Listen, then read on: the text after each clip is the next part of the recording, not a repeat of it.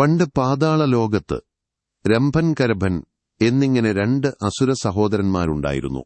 അവർക്ക് കുട്ടികളില്ലാത്തതിനാൽ അഗ്നിദേവനെയും വരുണദേവനെയും തപസ്സു ചെയ്തു.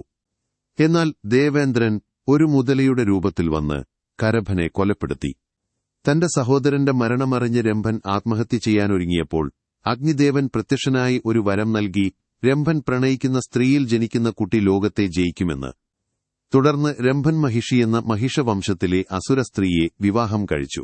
അവരുടെ മകനായി മഹിഷാസുരൻ ജനിച്ചു. രംഭന്റെ ചിതയിൽ ചാടി മരിച്ച മഹിഷിയുടെ രക്തത്തിൽ നിന്ന് മറ്റൊരു അസുരൻ കൂടി ജനിച്ചു. അവനാണ് രക്തബീജൻ.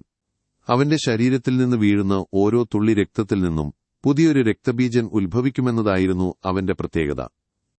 മഹിഷാസുരൻ ബ്രഹ്മാവിനെ തപസ് ചെയ്ത് തന്നെ കൊല്ലാൻ ഒരു പുരുഷനോ ദേവനോ കഴിയില്ല എന്ന വരം നേടി. സ്ത്രീകൾ ദുർബലരാണെന്ന് വിശ്വസിച്ച മഹിഷാസുരൻ തനിക്ക് മരണം സംഭവിക്കില്ലെന്ന് അഹങ്കരിച്ചു. അവൻ സ്വർഗവും ഭൂമിയും പാതാളവും കീഴടക്കി ദേവന്മാരെ പുറത്താക്കി. ഗതികെട്ട ദേവന്മാർ വിഷ്ണുവിനെയും ശിവനെയും സമീപിച്ചു. മഹിഷാസുരനെ കൊല്ലാൻ ഒരു സ്ത്രീ ശക്തിക്ക് മാത്രമേ സാധിക്കൂ എന്ന് മനസ്സിലാക്കിയ ത്രിമൂർത്തികളും മറ്റ് ദേവന്മാരും ചേർന്ന് തങ്ങളുടെ ശക്തികൾ ഒന്നിപ്പിച്ചു. ആ തേജസ്സിൽ നിന്ന് 8 കൈകളുള്ള അതിശക്തയായ ദുർഗാദേവി അവതരിച്ചു. ഓരോ ദേവന്മാരും തങ്ങളുടെ ആയുധങ്ങൾ, ശിവൻ ത്രിശൂലവും വിഷ്ണു സുദർശന ചക്രവും ഇന്ദ്രൻ വജ്രായുധവും മറ്റും ദേവിക്ക് നൽകി. സിംഹത്തെ വാഹനമാക്കിയ ദേവി മഹിഷാസുരനോട് യുദ്ധത്തിന് പുറപ്പെട്ടു.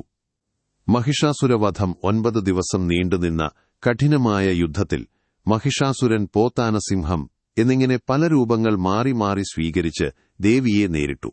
ഒടുവിൽ 10ാം ദിവസം വിജയദശമി ദേവി തന്റെ ത്രിശൂലം കൊണ്ട് മഹിഷാസുരന്റെ നെഞ്ചിൽ കുത്തുകയും അവന്റെ തല വെട്ടിമാറ്റുകയും ചെയ്തു. ഇതിന്റെ ഓർമ്മയ്ക്കായാണ് നാം നവരാത്രി ആഘോഷിക്കുന്നത്. മഹിഷാസുരന്റെ മരണശേഷം രക്തബീജൻ യുദ്ധത്തിനെത്തി. അവന്റെ ഓരോ തുള്ളി രക്തവും വീണ് ആയിരക്കണക്കിന് അസുരന്മാർ ജനിക്കുന്നത് കണ്ട് ദേവി തന്റെ ക്രോധരൂപമായ ഭദ്രകാളിയെ പുറത്തെടുത്തു. കാളി രക്തബീജന്റെ രക്തം നിലത്ത് വീഴുന്നതിന് മുൻപ് തന്നെ കുടിച്ചു തീർക്കുകയും അവനെ വധിക്കുകയും ചെയ്തു. യുദ്ധം കഴിഞ്ഞിട്ടും ക്രോധമടങ്ങാത്ത കാളി ലോകത്തെ നശിപ്പിക്കാൻ തുടങ്ങിയപ്പോൾ ശിവൻ ദേവിയുടെ കാൽക്കൽ കിടന്നു. അബദ്ധത്തിൽ തന്റെ ഭർത്താവിന്റെ നെഞ്ചിൽ ചവിട്ടിയ ദേവി പശ്ചാത്താപം കൊണ്ട് നാക്ക് പുറത്തേക്കിട്ടു ശാന്തയായി. ഇതാണ് കാളിരൂപത്തിന്റെ പിന്നിലെ രഹസ്യം.